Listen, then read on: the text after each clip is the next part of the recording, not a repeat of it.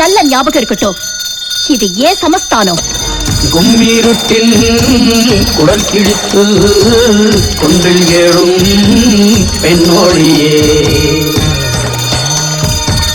கோபம் கொண்டு பிடித்தால் கொப்பரிக்கும் காளியம்மா